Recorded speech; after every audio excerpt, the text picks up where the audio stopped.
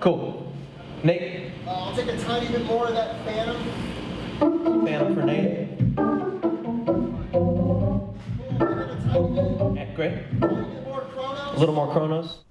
Improvising is just like exactly what I'm doing now, which is having a conversation with a person that I didn't plan out every word of. You and your camera operator and I all know a language and we have a common vocabulary. And I'm just choosing certain words spontaneously to express a point that I have. And that's all it is. And musically, it's the exact same thing. We have these notes, we have phrases that are common depending on what genre of music we're playing, and we just make the decision of what phrases should be used when and how we're going to embellish them to make them our own. It's like you're seeing the process in real time. It's like you see the Jackson Pollock painting, but you don't know his process of making all these different splatters and stuff. But for us, it's like that's all we're doing for 20 minutes sometimes. We're just like putting little things here and here and here, and sometimes it's not the most beautiful, like, succinct piece of art you've ever seen, but it's something. It's like an expression of that time. We're not just saying, okay, we're going to do the real high-minded, snobby kind of stuff. We're not trying to do that at all. We're just trying to play some stuff now, as opposed to working it out beforehand. It was freely improvised music, but a lot of the time the format was spontaneous composition. Before we play tunes or before we practice something or before we blah, blah, blah, let's just play and see what happens. I think the group is a little more effective in a sense when we just go for the sort of the full-on improvisation. People always seem to really enjoy it and, like listening to us play, so you would think there'd be like a wider audience for it. When you tell somebody it's experimental music, they probably have the worst vision in their mind of like what's going to happen,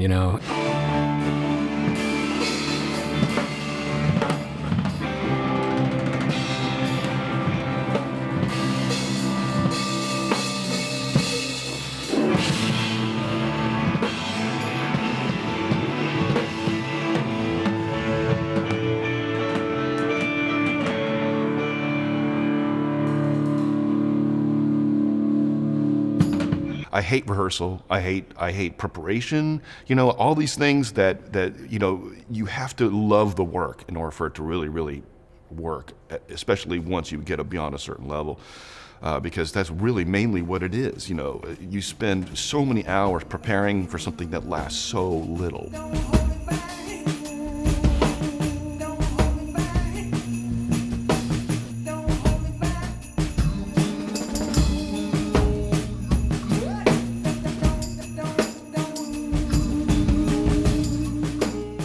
Played piano as a kid. I took alto saxophone lessons. I played alto sax for, all the way through high school. But guitar was kind of my own thing. It was my own decision to play that instrument. And I was listening to a lot of rock music at the time. It seemed like a lot of fun. Cooler than saxophone. Classic story of, I was a kid, I played in pots and pans, and, your parents had you on their lap behind the drum set.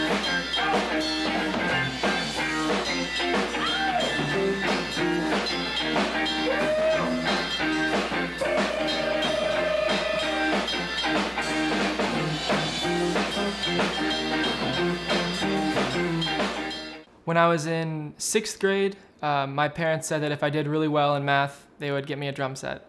And so I got really good at math in 6th grade. I won a concerto performance contest, and I was able to perform it live with the symphony orchestra, and that was a big deal. And I really enjoyed it, and it was over so fast. And I remember my mother afterwards, she said, "Well, now you can relax." And I said, "No, I want to do it again." So I don't try to plan too far ahead as to, if I have a jazz gig, I'm not going to not take a rock gig because I just played a jazz gig. I like to try to stay fluent in everything I can, so. I play in a punk rock band. I don't want to start with that, hold on.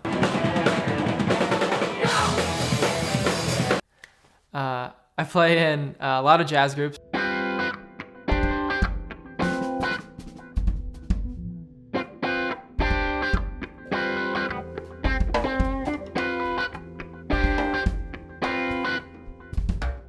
I don't think this band would work if there was one guy or two guys or whatever it was. All you need is one. But that wanted to be the star. Because it's not really about that kind of stuff, you know? I mean, if it was, we're coming together as a group of people trying to improvise music, as opposed to like somebody starting a band saying, okay, we're gonna improvise, but it's gonna be all about me. Every time you pick up your instrument, you can either choose to pick it up to impress somebody, or you can pick it up to make music. I think I might have even played the first gig of this band. You'd have to ask Clark, but I think I might have been there because I seem to recall him asking me who would be a cool drummer to play with. The quintet was kind of a mistake at first. Clark fucked up, and he called two drummers and forgot that he had called two people.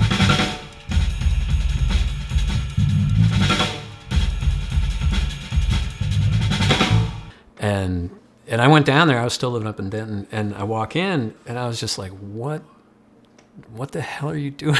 You know? We sort of went with it though, so it worked itself out.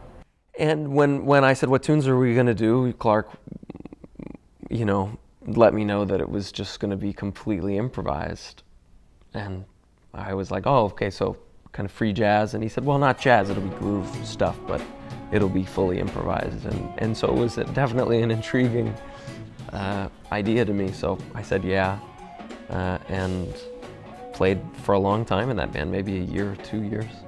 The first time I think I was like super shy. I was like, I barely played. I was like always like, you know, just like, and like everybody else was doing all the work, and I was just like, oh yeah, cool, I'm doing something. But it was like, from there, P was like, okay, yeah, like you can play, you can do something, and I was like, oh, okay.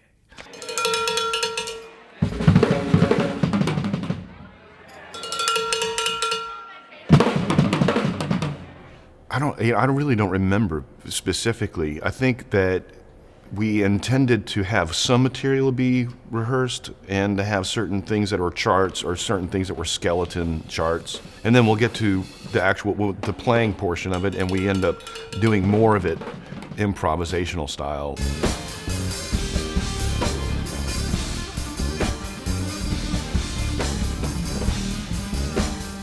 There's a really cool thing that happens musically when you go into a situation with zero expectations.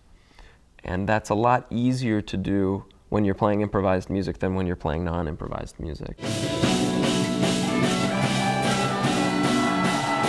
I mean, at one point, everything is improvised, right? I mean, when you compose a melody, you improvise that melody at one point, and then because you stick with it, it becomes part of the composition, you know? Hi-hat and snare. And snare one. Can we do J first?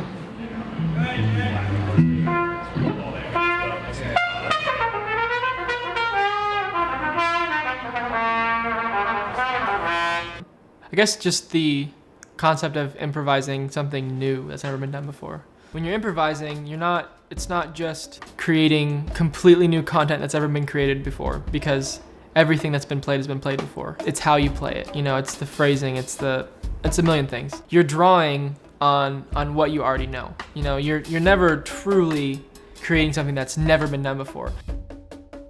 When I was younger, I used to like put chord progressions on repeat or something, and then I would improvise on my instrument and see if I could find a melody in there, but I've stopped doing that because I found that the only stuff I was playing was stuff that I already knew how to play and was already comfortable with, and therefore it wasn't really an explorative process.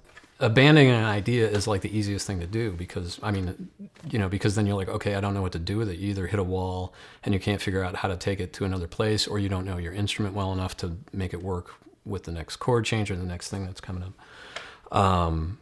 You know, so always introducing new music is the easiest thing to do, but it's actually counterproductive as far as like developing an actual solo, you know, or an improvisation of any sort. So we've sort of struggled with the nature of the group every so often because it's tough. That's why we ended up dropping it every so often, is because just people get worn out. People feel less inspired. You're trying to be creative. And that's tough to contrive on the spot. It's just one of the hardest things I've ever done. I don't know. It's kind of like, I mean, it's hard to describe how you sort of build those structures, you know, because I mean, the thing is like we all went to music school, so we all studied playing songs and how to improvise over an actual set structure, a number 32 bars, you know, and here's harmony that works, and you know, you learn about all that kind of stuff. So you have a lot of tools at your disposal just by having learned a lot of music.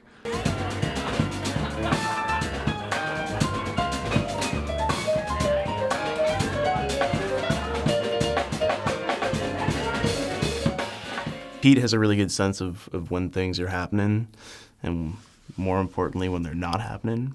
And he can kind of steer us into like a, you know, okay, everybody's fishing right now. Okay, well, here's the thing, you know, and he can lay down like a really latchable idea like instantly.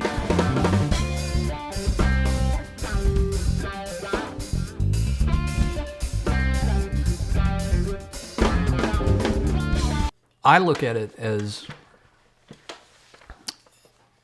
obviously, well, hopefully listening to what's going on while I'm playing and trying not to get in the way of what else is going on. You learn to listen to everything but yourself. You know, you learn to be listening to what the bass player is doing, what the soloist is doing. You know, if you know what else is going on, that enables you to support it better. You know, a very immature way of playing drums is just listening to yourself and making sure that you sound good. And, you know, in your head, you're thinking, well, if I sound good, that'll be better for everybody. But really, you're sounding selfish. Your job is not to make the drums sound good as much it is to make the ensemble sound good and to play the music and not play the drums.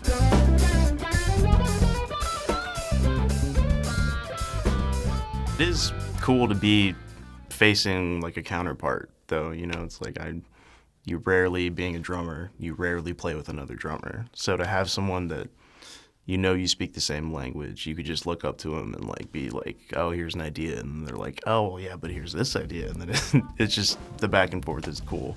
I think it's a visual thing, and I think it's also a sound thing and communication thing. So Different things that will complement each other. So say he's playing something that's a little bit spacier on the ride cymbal or on, you know, longer, bigger sounds. I have many choices, but my two most obvious choices are to either play things that complement that and play wide sounds and long sounds that are going to complement him, or to contrast that and play short staccato sounds. It's not even about talent or skill, it's really about disposition, because there are some unbelievably talented free musicians, improvised musicians and jazz musicians who, if you ask them to play the same groove over and over for 6 minutes, they can't do it, because it's a disposition thing. It's a separate skill, a separate talent, you know. It's not about talent level, it's just about which category your talents are in, you know, and of course vice versa. Like, you put a great pocket drummer that's not used to improvised music in a situation where he has to play free, and he's going to be trying his hardest to create structure where there isn't supposed to be structure, you know.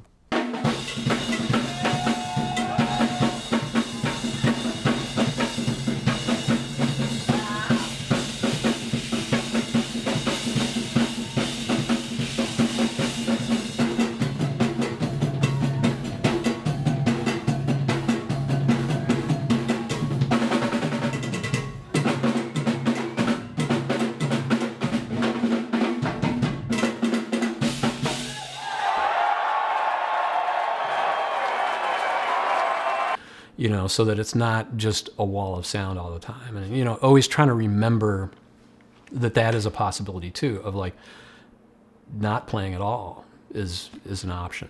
Maybe I don't play at all and let it just be one drummer. You know, one drummer is enough already.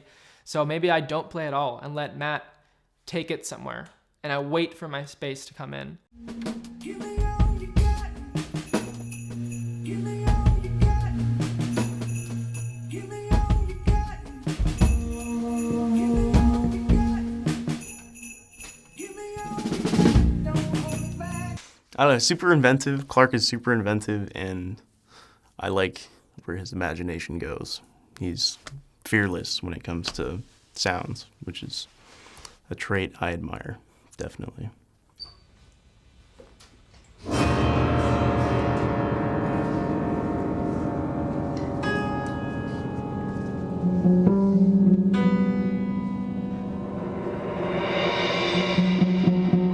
When people create music, sometimes I don't think they understand their audience. And I think that's the greatest failing of all, is because you can enjoy performing and you can be extremely proficient at whatever you do, but if you aren't aware of how you're affecting your audience, then you've pretty much lost. There were a number of nights where people would come up and they were like, this was the best night ever. And then we'd play the next time and they'd be like, this was the best night ever. And I'm like, how can this be? Because they all can't be the best night ever. You know, and it doesn't even have to be a formal audience. You know, I just enjoy making music in context of other, like dancers or other musicians. An audience is important. It just depends on who the audience is. You know, is the audience ourselves? Is the audience is it a formal affair where there's, you know, I'm on a stage and then there's a a silent audience and, you know, applause after a song or something. So there's many different ways to qualify the relationship, but for sure, you know, that was what got me going.